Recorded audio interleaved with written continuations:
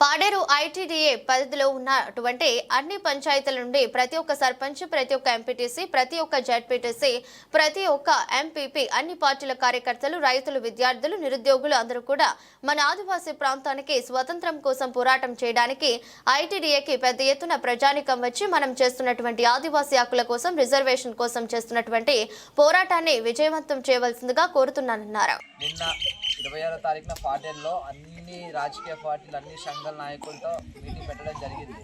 అయితే ఏంటంటే మొన్న మనకు చంద్రబాబు నాయుడు గారు పుట్టినరోజు సందర్భంగా స్పెషల్ డిఎస్ నోటిఫికేషన్ ఇచ్చారు. ఇస్తే ఏమైందంటే మనది 5th షెడ్యూల్ ఏరియా అంటే ఏజెన్సీ ఆదివాసులో మనం అందరూ కూడా. అయితే ఏమైంది అక్కడ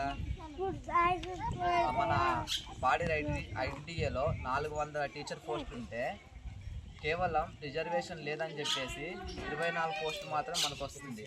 అంటే ఎంత అన్యాయం జరుగుతుంది.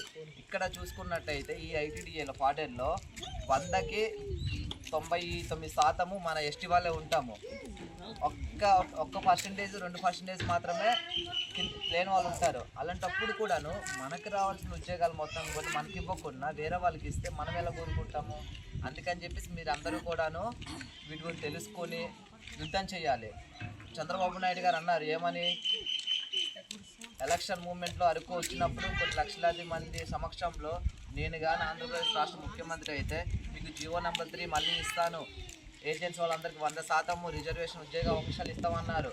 కానీ ఆయన ఇప్పుడు ఏం చేశారంటే గెలిచి సీఎం అయిన తర్వాత రిజర్వేషన్ ఏమి ఇవ్వకుండా ఉద్యోగాలు ప్రకటించడం జరిగింది. దీనివల్ల నష్టం మొత్తం కూడా మన ఏజెన్సీ వాళ్ళకే.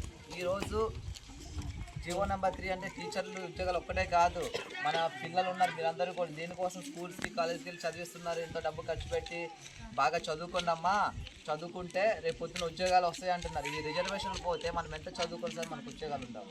తర్వాత ఇంకో విషయం ఏంటి, 1/70 చట్టం ఉంది.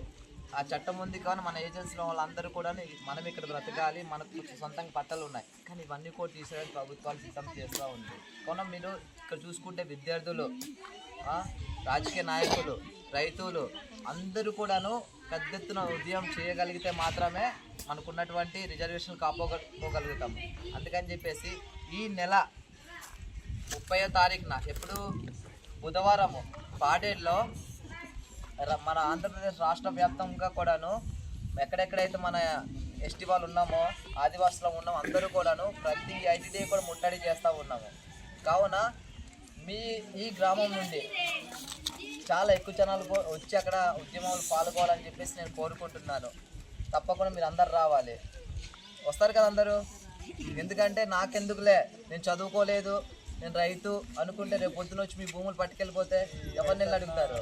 తర్వాత ఏంటి, నాకెందుకులే, నేను ఇంకా స్కూల్లో చదువుతున్నాను, ఉద్యోగం చేసేవాళ్ళే వెళ్ళాలనుకుంటే కానీ రేపు పొద్దున చదువుకుంటున్నారంటే ఉద్యోగాల కోసం ఉద్యోగ భవిష్యత్తు ఉండదు. అవునా కదా? కావున మనం అందరూ కూడా కలిసి కట్టుగా యుద్ధం చేయడానికి సిద్ధంగా ఉంటేనే మాత్రమే అవుతుంది. మీరందరూ కూడా సిద్ధంగా ఉండాలి. సరేనా? అందరూ కూడా రెడీగా వస్తారు కదా?